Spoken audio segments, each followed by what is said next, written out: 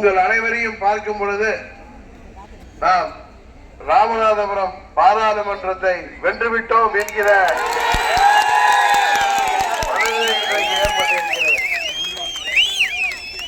உங்களுக்கு எல்லாம் நல்லா தெரியும். அதிமுகங்கிற கட்சி புரட்சி தலைவர் அவர்கள் உருவாக்கிய அந்த தொண்டர்களின் இயக்கம், தீய சக்தி திமுகவை எதிர்த்து உருவாக்கிய அந்த இயக்கம், அம்மா அவர்கள் 30 ஆண்டுகள் கட்டி காத்த இயக்கம் இன்று ஒரு சுயநல கும்பலின் கையிலே அகப்பட்டு கொண்டிருக்கிறது. துரோகத்தை எதிர்த்து புரட்சி தலைவர் ஆரம்பித்த இயக்கம் விதிவசத்தால் இன்றைக்கு துரோகியின் கையிலே அது சிக்கி இருக்கிறது. இன்றைக்கு தர்மத்தின் வாழ்வதனை சூதுகவும் தர்மம் மறுபடியும் வெல்லும் என்பார்களே, அதுபோல புரட்சி தலைவர் கண்ட அந்த தொண்டர்களின் இயக்கம் இன்றைக்கு துரோகியின் கையிலே சிக்கி இருந்தாலும் காலம் அதை உண்மையான தொண்டர்கள் கையிலே ஒப்படைக்க எங்கள் இருவரையும் மீண்டும் கலங்கோர்க்க செய்திருக்கிறது. தெரியும், அம்மா அவர்கள் காலத்தில் இருந்து நான் பாராளுமன்ற உறுப்பினர் இருந்திருக்கேன். கட்சியில பல பதவிகளை வச்சிருந்தேன். ஆனால் நான் என்றைக்கும் ஒரு அமைச்சராகவோ வேண்டுமென்றோ நான் எதிர்பார்த்தவும் இல்லை, அதுபோல காய் நகர்த்தியவனும் இல்லை. மற்றவர்களுக்கு அம்மா அவர்களின் மூலம் பதவி பெற்று கொடுத்து அதிலே மகிழ்ச்சி அடைவன் நான் என்பது அம்மாவின் தொண்டர்கள் அனைவருக்குமே நன்றாக தெரியும். அதுபோல சகோதரர் ஓபிஎஸ் அவர்கள் 3 முறை தமிழ்நாட்டின் முதலமைச்சராக இருந்துவிட்டு திரும்ப கேட்டபோது பதவியை அவர்களிடம் மரியாதையாக ஒப்படைத்தவர். 2 முறை அம்மா அவர்களிடமும் 1 முறை சின்னம்மா அவர்களிடமும் மிகவும் பண்போடு அதை ஒப்படைத்தவர், திரும்ப கொடுத்தவர். 10 ஆண்டுகளுக்கு மேலாக நிதியமைச்சராக இருந்து பணியாற்றியவர். கிட்டத்தட்ட 25 ஆண்டுகள் பல்வேறு பதவிகளிலே இருந்தவர்.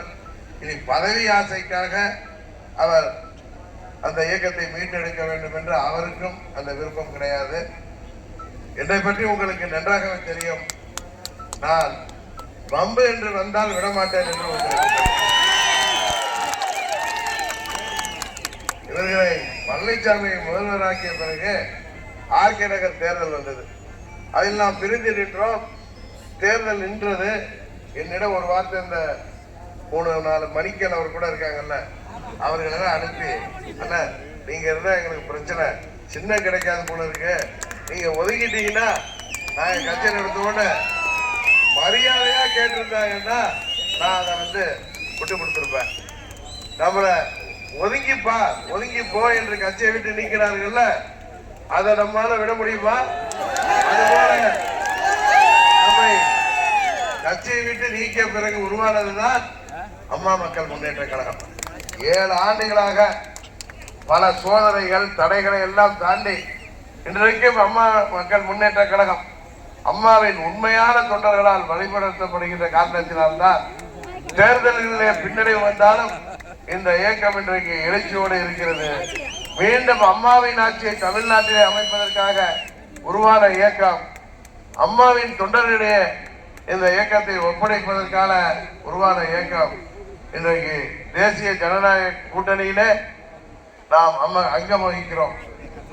டிடிவி தினகரனை பார்த்து அவர் பின்னாடி யாருமே இல்லை, 4 பேர் தான். இன்றைக்கு நம்மோடு எத்தனை கட்சிகள்? 12 கட்சிகள் கூட்டணி. இந்தியாவின் பிரதமர் நம்மோடு கூட்டணி. அண்ணன் ஓபிஎஸ் முன்னாள் முதல்வர் நம்மோடு கூட்டணி. டாக்டர் ராமதாஸ் ஐயா நம்மோடு கூட்டணி. தமிழ் மாநில காங்கிரஸ் நம்மோடு கூட்டணி.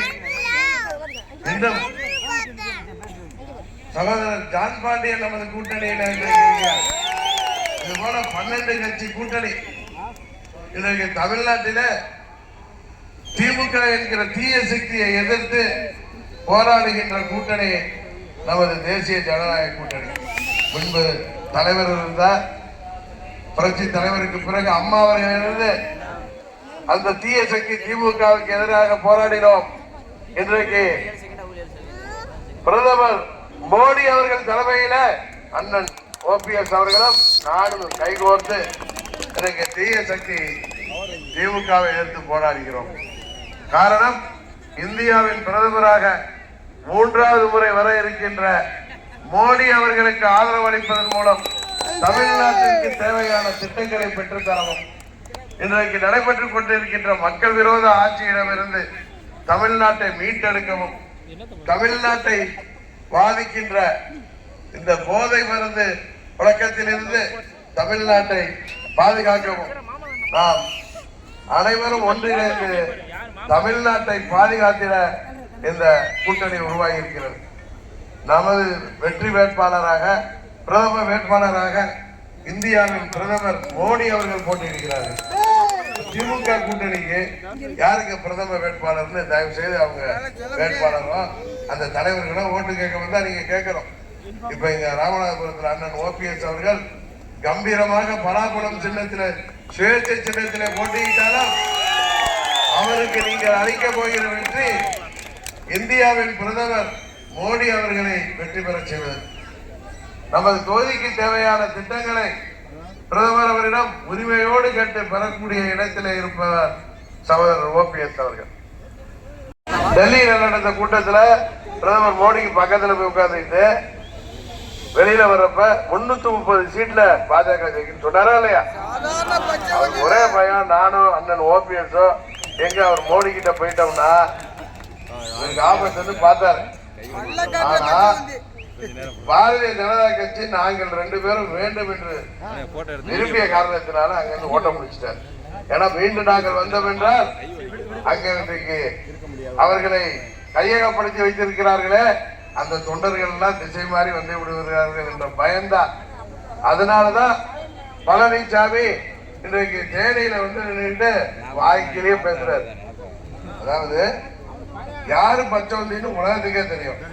அவர் பச்சை துரோகி என்று தேனி மக்கள் அவரை பார்த்து திரும்ப கேட்கிறார். அவரை முதல்வராக்கிறவங்களுக்கு துரோகம். ஏன் இன்னும் சொல்ல போனா முதல்வராக்கிய சின்னம்மாவை பார்த்து அப்ப கால வந்து கும்பிட்டவரு மீண்டும் மறுபடியும் அவர்களை எப்படியெல்லாம் பேசுறாரு. சூரியனை பார்த்து ஏதோ குலைக்குமாமலன்னு சொன்னாரா இல்லையா? எப்படி யாரும் பல்ட்டி அடிக்கிறாரு பாருங்க. வயதுல மூத்தவங்க அதனால காலில் விழுந்துங்கிறாரு. எத்தனை பல்ட்டி பச்சோந்தி யாரு? பழனிசாமி. தேனியில ஓட்டுக்கு 1000 கொடுத்தாலும் அவர்களால 3வது இடத்தை தாண்ட முடியுமா? வந்து பேசிக்கிட்டாங்களா, திமுக ஜெயிச்சாலும் பரவாயில்ல டிடி தேர்தலை ஜெயிக்க கூடாது. தேனி மக்களை பத்தி அவங்களுக்கு தெரியல. அவர்கள் நன்றி மிக்கவர்கள். பழனிசாமி மாதிரி கிடையாது.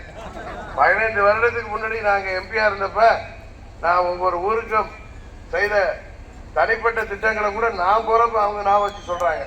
அந்த மக்களை இவர் காசை கொடுத்து வாங்கிடலாம்னு நினைக்கிறார். அவர்களால் 3வது இடத்தை தான் பிடிக்கவே பாடுபடணும். ஏன்னா இன்னொரு கட்சி அதுக்கு மேல வந்துட்டு இருக்கு. இன்னொன்னு சொல்றேன், இன்றைக்கு பழனிசாமி வேட்பாளர் அறிவித்திருக்கிறது அவர் மீது கொடநாடு கொலை வழக்கு பாய்ந்து விடுமோங்கிற பயம். அதுபோல அந்த முன்னாள் அமைச்சர்கள் மீதுலாம் வழக்குகள் இன்றைக்கு கோர்ட்ல கேஸ் கைது பண்ணிடக்கூடாது, பழனிசாமியை கைது பண்ணிவிடக் கூடாது. அப்படிங்கிறதுனால திமுகவோட திரு ஸ்டாலின் அவர்கள் சொன்ன வார்த்தையில சொல்ற கள்ள கூட்டணி வைத்திருக்கிறார். ஏன்னா தேசிய ஜனநாயக கூட்டணி திமுகவுக்கு இன்றைக்கு மக்கள் எதிராக இருக்கிற காரணத்தினால் அந்த வாக்குகளை நாம் பெற்று விடுவோம். இப்ப ராமநாதபுரத்துல திமுகவுக்கு எதிரான வாக்குகள்னா சகோதரர் ஓபிஎஸ்க்கு வந்துடக்கூடாதுங்கிறதுக்காக ரெட்டையில ஒரு வேட்பாளர் எடுத்திருக்காரு. அது இங்க நிக்கிற வேட்பாளர் யார் தெரியுமா? புரட்சி தலைவர் அருப்புக்கோட்டையில போட்டி போட்ட போது 77ல அவரை எதிர்த்து போட்டி போட்ட பாலிச்சாமியுடைய மகன் தான் இன்றைக்கு அதிமுக வேட்பாளர். இல்லையா? ரெட்டையில யார் போட்டி போறாங்க பாருங்க. புரட்சி தலைவரை எதிர்த்து திமுகவின் வேட்பாளராக போட்டியிட்ட பாலிச்சாமி தேவரோட பையன், அது பேர் என்ன? ஜெயகோபால். சரி, ஏதோ ஒரு ஜெயம். அவர் என்ன வியாபாரி? அப்படி அவர் திமுக இருந்திருக்கா? புரட்சி தலைவரை இங்க அருப்புக்கோட்டை தொகுதியில ஏத்து போட்டிட்டவர் அவங்க அப்பா. அவர் என்ன தைரியமா ரெட்டை சின்னத்துல அந்த நிறுவன தலைவருக்கு எதிராக போட்டியிட்ட ஒரு பையனை, சரியா? இதுதான் இந்த கலிகாலத்துல நடக்கிறது.